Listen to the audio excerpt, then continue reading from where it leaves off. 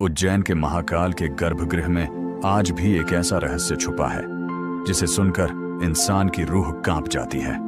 कहते हैं जब विक्रमादित्य के समय में उज्जैन पर विनाश का साया मंडराया तो नगर के ऋषियों ने चेतावनी दी थी, महाकाल सोए नहीं है, वो हर सांस में इस भूमि की रक्षा कर रहे हैं।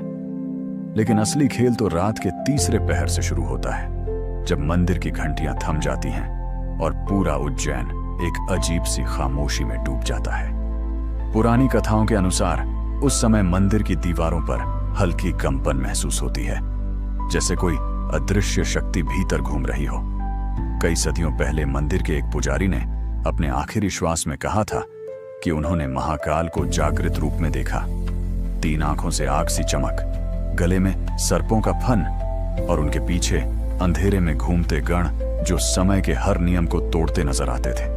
स्थानीय लोग बताते हैं कि भस्मारती के समय जलती चिता की भस्म जब शिवलिंग को छूती है तो कुछ पल के लिए पूरा मंदिर हल्का सा थरथराता है, मानो देव स्वयं प्रकट होने वाले हों। कई यात्रियों ने दावा किया कि महाकाल कॉरिडोर के पीछे मौजूद प्राचीन सुरंग से कभी-कभी बेहद धीमी आवाजें आती हैं, जैसे शंख की ध्वनि या फिर किसी विशाल शक्ति की गूंज, जिसे सामान्य मनुष्य समझ ही नहीं सकता।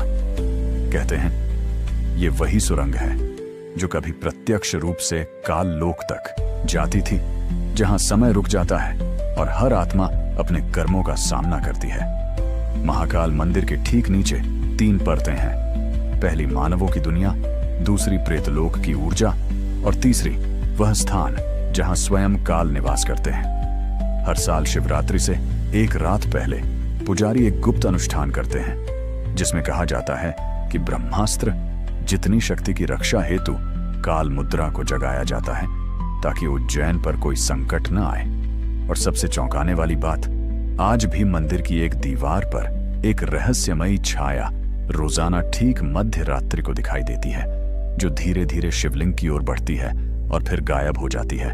पुजारियों के अनुसार ये स्वयं काल का संकेत है। शायद इसीलिए इस स्थान को महाकाल कहा जाता है, क्योंकि यहां समय खत्म नहीं होता, समय खुद अपने स्वामी की सेवा में खड़ा रहता है। यही उज्जैन महाकाल का रहस्य है, जहां कदम रखते ही लगता है कि देवता नहीं, समय का राजा स्वयं आपकी धड़कनों को सुन रहा है।